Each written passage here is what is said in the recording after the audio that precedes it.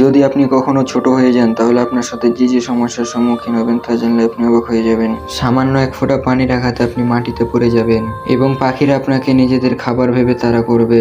এমনকি মাটিতে থাকা ছোট ছোট পিপিলিকাও আপনার উপর আক্রমণ করবে। এমনকি বিড়াল আপনাকে তার শত্রু ভেবে এক থাবা দিয়ে উড়িয়ে দিবে।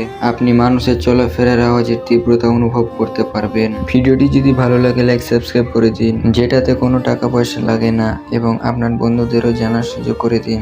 যদি একটি জীবিত মানুষকে তিমি মাছ গিলে ফেলে তাহলে কি হবে? তার আগে আপনি কাকে বেশি ভালোবাসেন, মাকে না বাবাকে? মাকে ভালোবেসে থাকলে লাইক সাবস্ক্রাইব করুন। প্রথমে তো সেই লোকটি তিমি মাছের মুখ দিয়ে তার খাদ্যনালীতে গিয়ে পৌঁছাবে, যেখানে কিনা এক ধরনের অ্যাসিড তরল জাতীয় থাকে। এই তরল তিমি মাছের যে কোনো খাদ্যকে গলিয়ে হজমে সাহায্য করে এবং লোকটির সারা গায়ে এরকম ধরনের ফোসকা পড়তে থাকবে এবং সে যন্ত্রণা সহ্য করতে না পেরে দম বন্ধ হয়ে মারা যাবে। এই লোকটি একটি বিশাল আকারের ক্যাকটাসের গাছে অনবরত ফায়ার করতে থাকে। তার ফায়ারের আঘাতে ক্যাকটাসটির একটি অংশ ড্যামেজ হতে থাকে। এই ঘটনাটি 1982 সালের। লোকটি শুধুমাত্র মজার জন্য এই কাজটি করছিল, কিন্তু সে জানতো না যে এটি তার জীবনের শেষ মজা হবে। ক্যাকটাসটি এতটাই বিশাল আকারের ছিল যে এর উচ্চতা প্রায় 20 ফুট এবং এর ওজন প্রায় 4250 পাউন্ড। তার ছোড়া গুলির আঘাতে একসময় ক্যাকটাসটির একটি ডাল তার উপরে ভেঙে পড়ে এবং সেই লোকটি সেখানেই মারা যান।